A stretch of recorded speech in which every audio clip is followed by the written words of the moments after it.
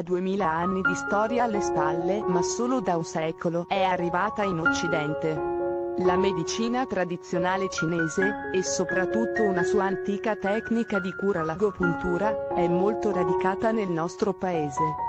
Sono tanti gli italiani che si sono accostati almeno una volta nella loro vita all'agopuntura, soprattutto per curare disturbi algici, spiega all'ADN Cronos Salute Dario Chiriaco, coordinatore della Commissione per le medicine non convenzionali dell'FNOMCEO.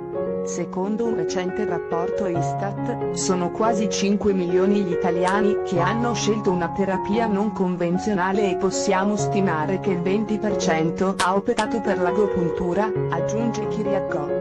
Oggi a Roma è iniziata la visita ufficiale del presidente cinese Xi Jinping. Lo scorso anno a Roma si è svolto il Congresso Mondiale della Medicina Tradizionale Cinese, ricorda Chiriaco, anche presidente dell'Ordine dei Medici Chirurghi e Odontoiatri di Rieti. Io ero lì in rappresentanza del presidente della FNOMCEO Filippo Anelli.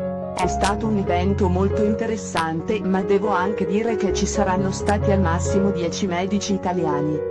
Un dato che fa riflettere su quanto ancora la categoria nutra pregiudizi su questo tipo di medicina non convenzionale, ma i pazienti che la scelgono sono invece tanti, come sono migliaia gli iscritti al registro dei medici agopuntori che ogni ordine provinciale deve avere insieme a quello degli omeopati e fitoterapisti.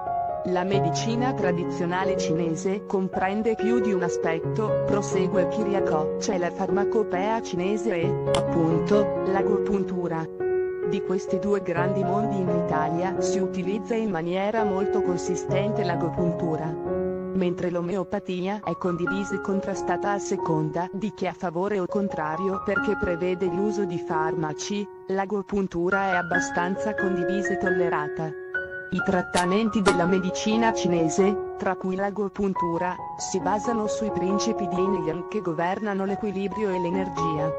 La medicina occidentale si basa sull'evidenza delle prove, richiede per mettere in commercio i farmaci studi clinici randomizzati e controllati.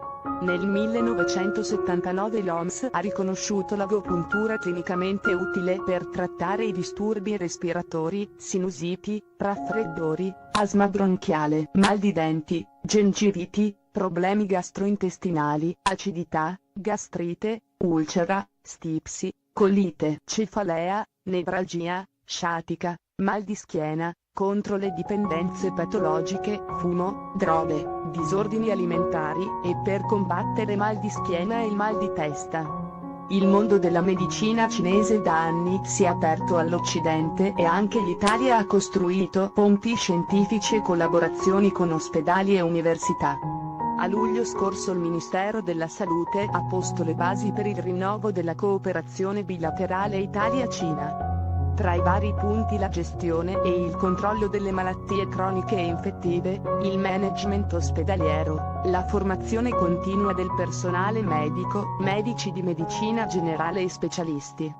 L'azienda ospedaliero-universitaria senese ha aperto le sue porte ai professionisti provenienti dalla Cina. Molto attiva in questo ambito è Siena.